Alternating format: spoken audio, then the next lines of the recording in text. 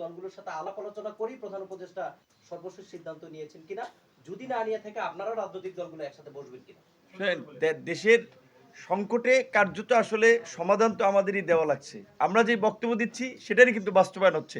শেখ হাসিনার শেষ মুহূর্তে অনেকে যখন হাল ছেড়ে দিয়েছে, এই অগস্টের দিকেও কি হচ্ছে কি হবে, তখন আমরা কিন্তু ওই প্রিজন ব্যান্ড থেকে বলেছি 90% পতন হয়ে গেছে, 10% ধাক্কা দেওয়া লাগবে, রাজপথে থাকেন সবাই, থেকেছে, পতন হয়েছে। এই পতনের পরে আমরাই এই রাষ্ট্র সংস্কার এবং জুলাই সনদের বাস্তবায়নের পক্ষে জোরালো মতামত দিচ্ছি এবং আমরা বলেছি যে শেষ পর্যন্ত আপনারা যদি এলইডি হলের আপনারা আলোচনা দেখেন, সেখানে আমরাই প্রথম বলেছিলাম এইটাকে একটা গণভিত্তি দিতে হবে। রাজনৈতিক দল 100% জনগণের প্রতিনিধিত্ব করে না, রাজনৈতিক দলের পাশাপাশি জনগণের মতামতটাও প্রয়োজন। তো গণভোটের বিষয়ে সিদ্ধান্ত হয়েছে, যেহেতু প্রধান রাজনৈতিক দলগুলো কিছুটা ভিন্ন দিকে আছে, আমরা কিন্তু মাঝখান থেকে একটা প্রপোজাল দিচ্ছি এবং সেই পথেই কিন্তু সরকার হাঁটছে। আমরা বলছি যে একই দিনে জাতীয় ভোট গণভোট করা যায়, সরকার সিদ্ধান্ত নিয়েছে।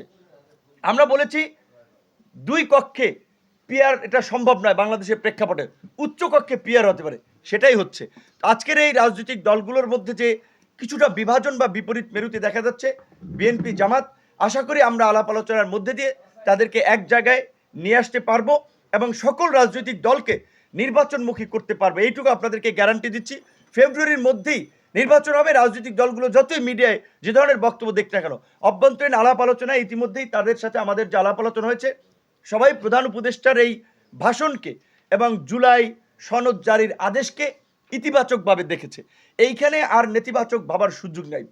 হয়তো প্রত্যেক দলের প্রত্যাশা অনুযায়ী এটা পূরণ হয় নাই, আমাদের তো অনেক ক্ষোভ আছে, আমাদের তো অনেক চাওয়া না পাওয়ার বেদনা আছে। এই সরকার পরিবর্তনের জন্য ডক্টর ইউনূসকে যখন আটতলায় হেঁটে আপনার বিল্ডিংয়ে উঠায় মশাল মিছিল করেছি রাজপথে, আমরা এই গণ অভ্যুত্থানের জন্য 7-8 বছর ধরে ঢাকা বিশ্ববিদ্যালয় থেকে ওই ঢাকার বাইরে রাজপথে রক্ত জড়িয়েছে আমরা, কিন্তু উপদেষ্টা হয়েছে বসন্তের কোকিলেরা।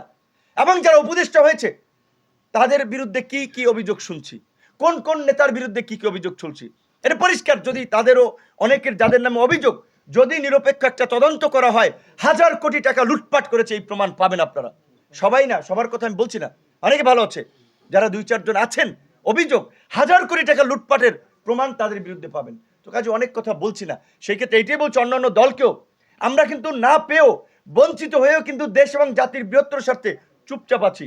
কেউ যদি পরিস্থিতি ঘোলাটে করার চেষ্টা করেন, তাদের কপালে শনির দশা অপেক্ষা করছে, আমাদের জন্য নয়, তাদের কপালে শনির দশা অপেক্ষা করছে।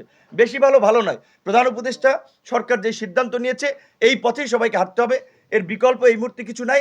এখন সবাই নির্বাচন, আর যারা নির্বাচনে যাবে না তারা হয়তো বাম ডানে অনেক কিছু চিন্তা ভাবনা করতে পারে।